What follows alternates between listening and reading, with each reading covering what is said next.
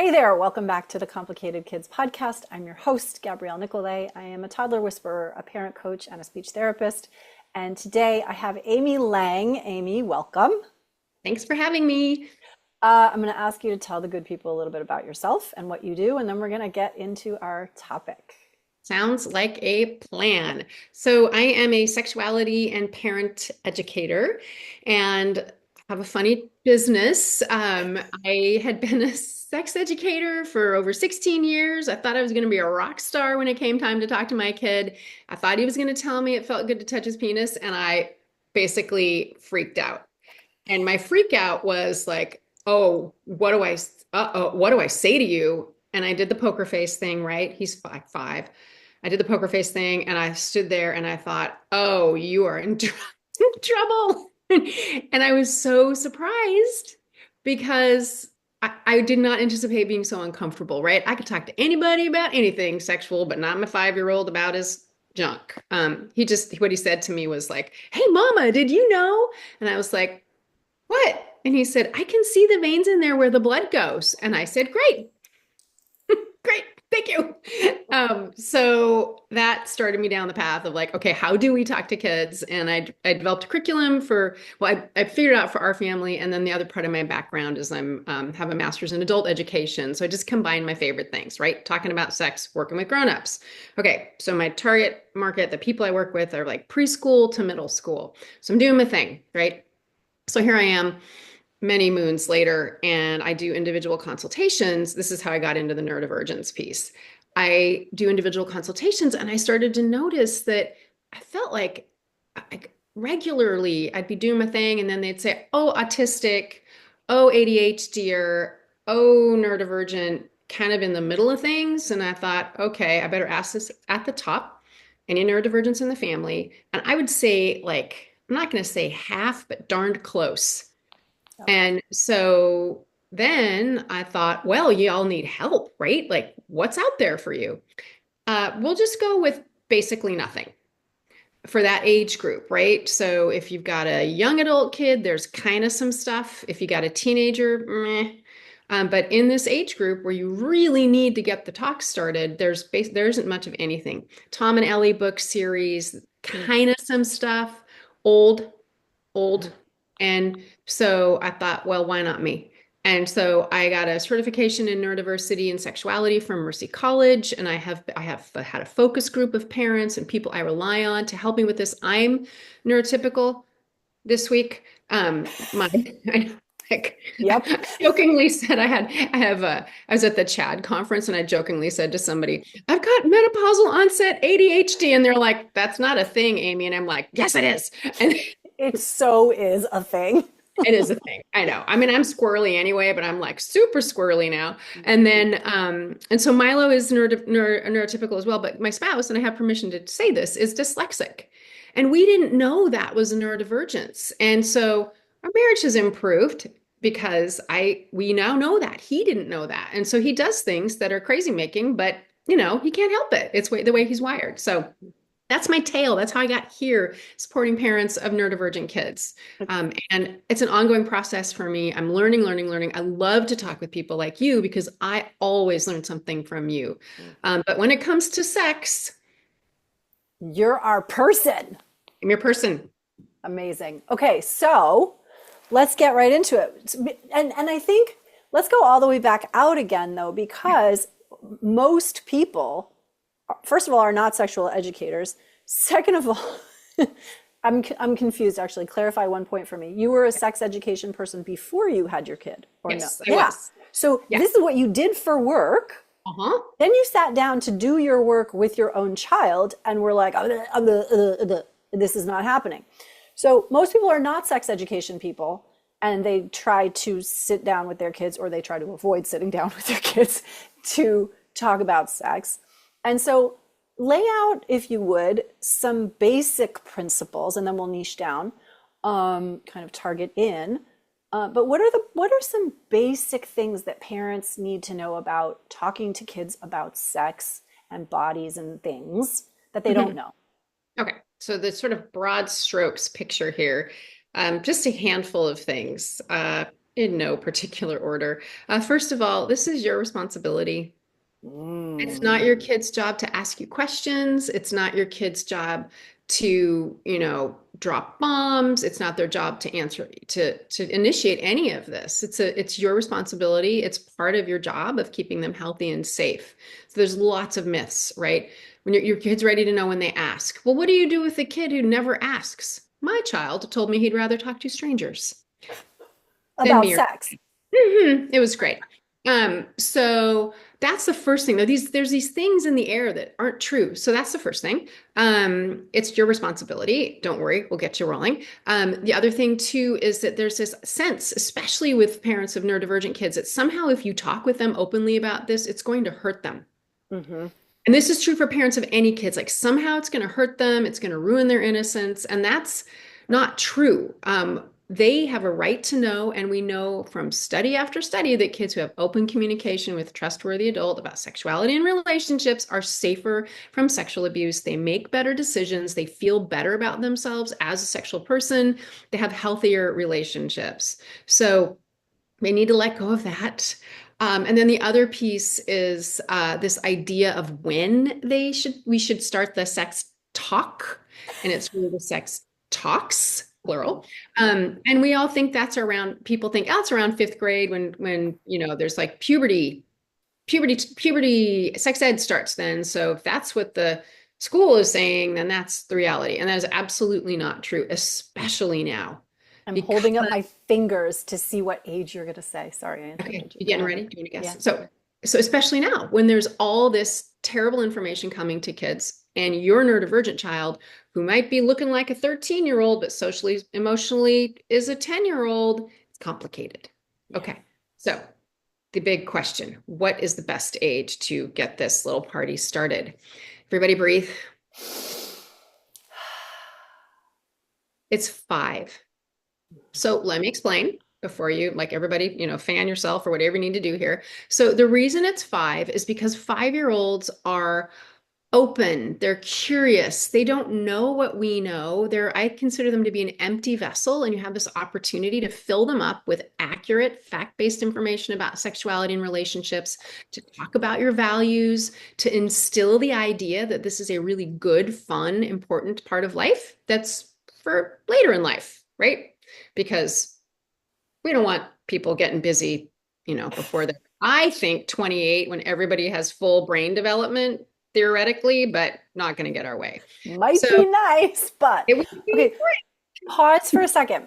Um, you said 5 to talk about sex.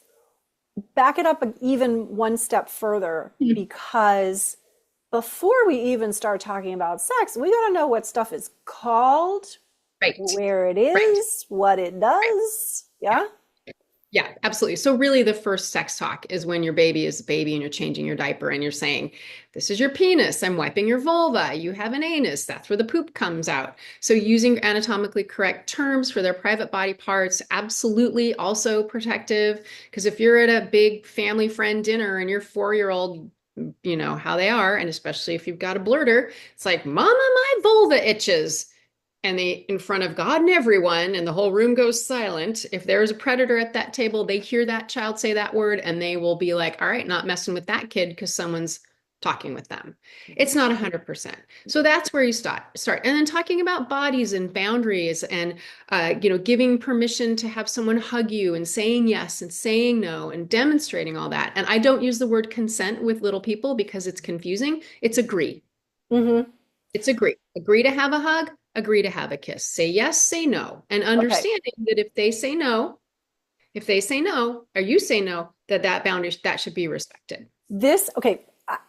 I feel like we're going to get halfway into this conversation and time's going to be up, and that's okay, because so many people listening to this will be tripped up on that alone. When your 2-year-old starts early, does not want to be hugged or kissed by grandma, this is what we're talking about right now, right? Yep.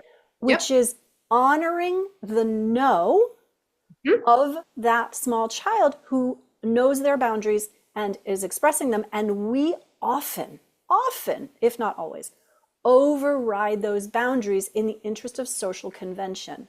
if we start with that 2-year-old overriding their no, we end up with 26-year-olds who are getting date raped. And I'm exaggerating a bit for the purpose of Yeah. the argument, but teaching kids so early about consent is hugely important, Mhm. and it's it can be very, very challenging. Yeah, yeah. And usually with all this, we're the problem. Like one of my jokes, bless you all. I am a parent, is when I do sexual abuse prevention training for folks who work with kids. And Mm. I almost always say, parents, the problem. It's the adults that are the problem. And the other reason that you don't want to take away that child's agency is also if you're teaching them that it's okay to assertively violate somebody's boundaries, they're going to have a real hard time when it comes to being in a romantic or sexual relationship. Mm. So, um, and just put yourself in this position. Like, what if you and I met for the first time and well, here we are, and you're going in for a hug, and my friend is like, oh, hug each other, oh, hug each other. We'd be like, F you, right? You don't know this person, right? So just being mindful of that. So anyway, we could talk about that forever. And if you Mhm. want to, we can do like part set. We could do this in chunks because we also need to talk about porn. Anyway, but we'll start here. Mm. Yep. Anyway, everybody breathe. Anyway, so yeah, this idea of like boundaries and bodies, knowing the correct names, and then we get to baby making. And that's the nice thing with littles, is because when you say the usual way, penis and vagina, they're like yada yada, yada yada. They're like, okay. And if you say this is how butter is made, it has the same weight for them. Yep. Right? They don't know. They Yep. don't know. And if your child came to be without penises and vaginas, you need to tell them that. Everybody needs to know all the ways. And then using language like they agreed to do this, it feels good to their grown-up bodies, Mhm. something they want to do. And when people want to have a baby, they do this because I also want y'all planting the seed of we plan pregnancies. Pregnancies are planned, Mhm. right? And you can also say sometimes people do this because if they're just loving and they want to be close to it, this together, they make love. That's what this is also called, not for kids, for later in life, grown-up stuff, right? Very clear, Yep. very clear. And I do want to just go back to your, sorry, the Yeah. consent piece. Yeah. If you have a neurodivergent child who does not want anyone to touch them ever, right? And you're Mhm. disrespecting that, that is a hard space for your child to be in, right? Like no child, but a child who's neurodivergent and really has sensory issues, it's really troublesome, Yeah. right? And, taking that one step further, which is, right, when we touch kids against their will, it activates their protective nervous system. When we have a child whose protective nervous system is so activated that they are basically in a fight, flight, or freeze response most of the time, that creates a chronic stress response. If we're going to talk about sex as a positive, natural, wonderful thing that is a natural part of being human and having a body, then we basically come back to we're sowing seeds to deprive our future adult child of the enjoyment of physical pleasure. We're Mhm. depriving them of the possibility of Mhm. that when we overload their nervous system early on. Yeah, yeah, of Oof. any kind of physical touch. Mhm. So, want to do a little trajectory of info. Mhm. So we've got the baby making out of the way. So talking about different kinds of families, being very clear that some people and different, basically different sexual orientations. You can say some people fall in love with same gender, different gender, right? Making that very clear. The reason I'm saying that and do that early is because I think the stat is neurodivergent people are 2 to 3 times more likely to be LGBTQ plus. So you need to be ready for that and get yourself ready for that. Those kiddos have a 4 times higher, well, just queer kids have a 4 times higher rate of suicide. We layer neurodivergence on that and it bumps up. We don't want that. You don't want that. I know you don't want that. And so the one thing that keeps them on par with the general population is parental support. So good news, tons of that these days. And I'm sure you have a plethora of resources. So we're going to get the family stuff, bodies, boundaries, baby making, talking about how their body's going to grow and change from a kid body to a grown-up body.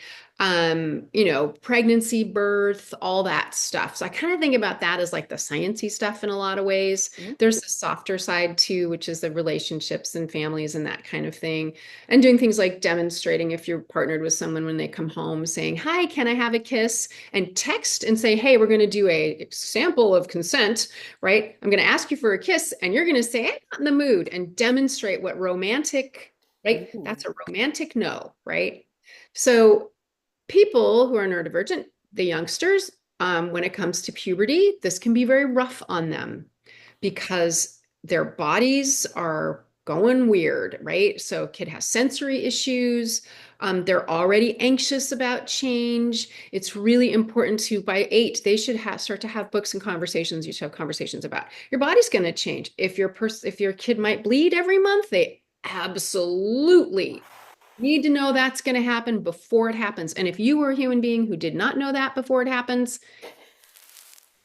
trouble. I had one client who told me that she knew that if you, she knew that your period stopped if you, when you got pregnant. Hmm.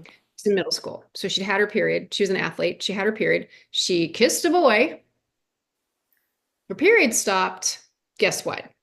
Pregnant. She thought she Got was you pregnant. pregnant. I couldn't ask anyone about it. Another gal said that her period started and she was like, "Well, I had spaghetti for dinner last night. Maybe it's just coming out of me somehow." So Mm. your neurodivergent child, imagine that, Yeah. right? You don't want that for your kid. And No. everybody needs to know about everybody else's body. So we need to get into the puberty stuff by 8 or 9. And then the conversations, 9, 10, 11, they need to know about, honestly, they need to know about the different ways people have sex, the main 3. They need to know about what consent looks like. They need to understand what a healthy relationship looks like. They need to know about birth control and condoms. People with penises should have it.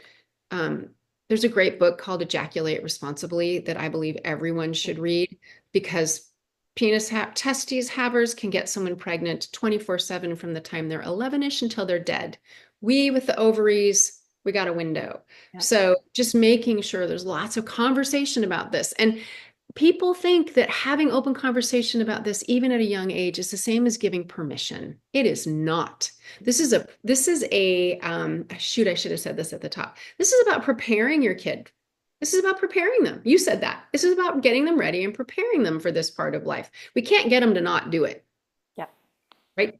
But we can get them, if they're interested, to do it safely and well and as best they can. I mean, it's really a whole lot of like fingers crossed and, please, please, sex gods, just make them do it right. But it is this sex is like so obviously one of these areas, and I think that's why it's so bothersome for lots of us, which is it's so clear that we have influence but not control, Yes. right? That is an autonomous being walking around in their own body, and that body will do things. I mean, we talk about this all the time in our Raising Orchid Kids class. You do not have control over your kids' behavior. You have influence over what they think and some influence over the choices that they make, but you don't have control at the time that they act. So you got to front load all this stuff. This is what we're talking about. We're talking about front loading here, right? Absolutely. We're front loading, we're preparing them. And so then by the time they're about 12, you can just gloves off. Don't worry about TMI, too much information. Just talk with them. Use the world around you. There's an endless supply of opportunities to talk about the kinds of things related to sexuality. I mean, even before that, like remember the situation with crushing and having crushes in the 4th grade? Well, I was crushed. I was a very early crusher. Ronnie Hansen, kindergarten, all of high school. He's turned out to be, let's just say, a not very nice person. I mean, like, anyway. So, like, talking about crushing and those feelings, what's happening there? And then if your child's neurodivergent, they may interpret somebody's friendliness as they're crushing back, right? And so you have to talk about like, what does that look like? Just because someone's nice to you and you like them, that does not mean they like you. I mean, I think everybody needs to hear that. But the lovely thing about, from what I understand about neurodivergent kids is you can just be super concrete and straight, which is Yeah. better for everybody. Anyway, like you don't have to be all, okay, when a man and a woman fall in love, which you should not say anyway, but when a man and a woman fall in love, they will have a tender moment and then the private part will go in the other. Like you can't do that because it's confusing and you just sound like a nut job.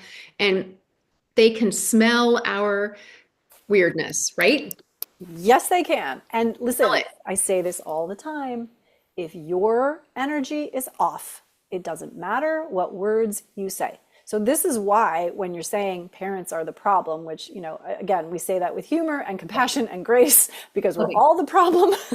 Oh, But part of this exercise, and I'm excited to for you to share a little bit about your curriculum, and we'll certainly link to it in the yeah. show notes, is I suspect that a lot of the stuff you talk about has to do with teaching parents how to get out of their own damn way Hmm. about then now being able to show up in congruence Hmm. openly on solid footing with their Yeah. kids. Yeah.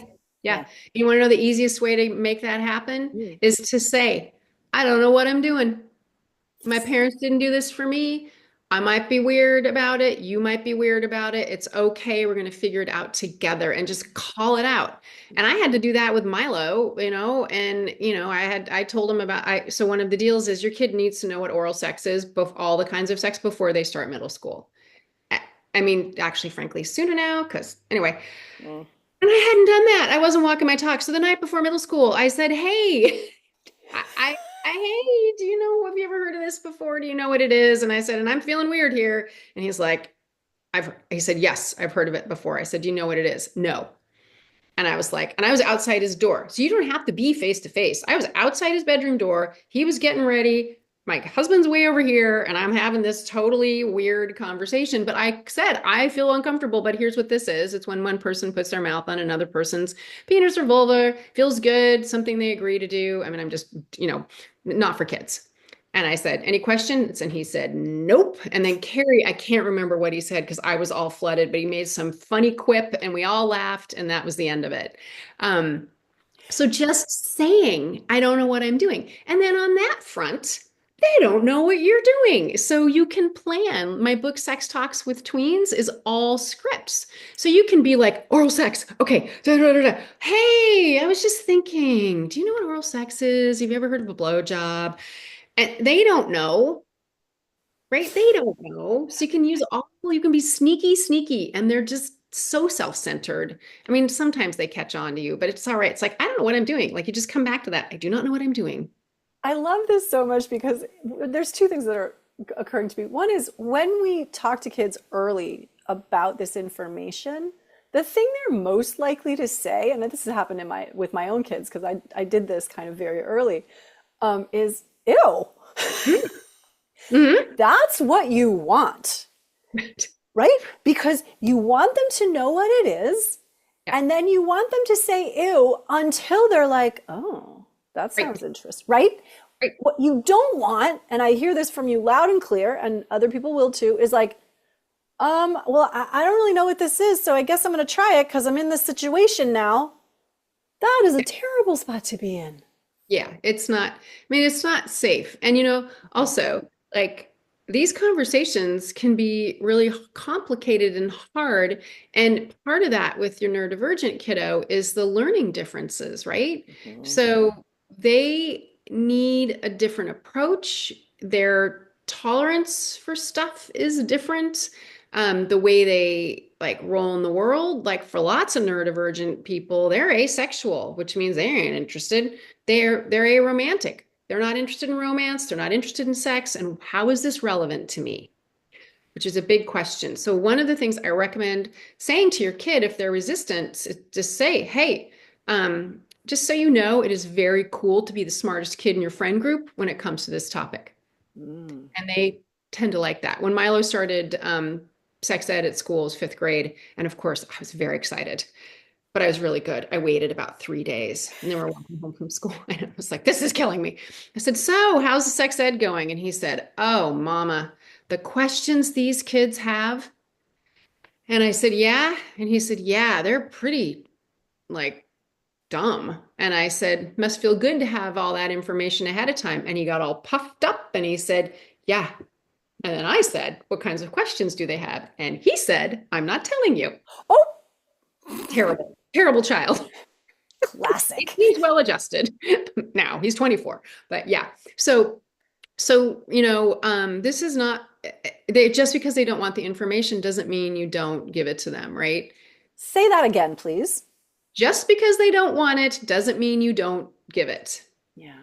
And I'm going to put a caveat on the end of that. Just because they don't want it doesn't mean you don't give it in a dose that they can tolerate absolutely. without becoming flooded themselves. Absolutely, absolutely. And with neurodivergent human beings, repeat, repeat, repeat, smaller bites. And then you might have your 13-year-old who's operating more like a 10-year-old and they're hanging out with other 13-year-olds and there's sexual joking going on, right? So another reason to start early is so you can say to them, hey, your peers might say stuff that might seem funny. They all think it's funny, but you might not get it and it might be sexual. So let me know. I need to know what's going on because I need to be savvy and then I can explain stuff to you.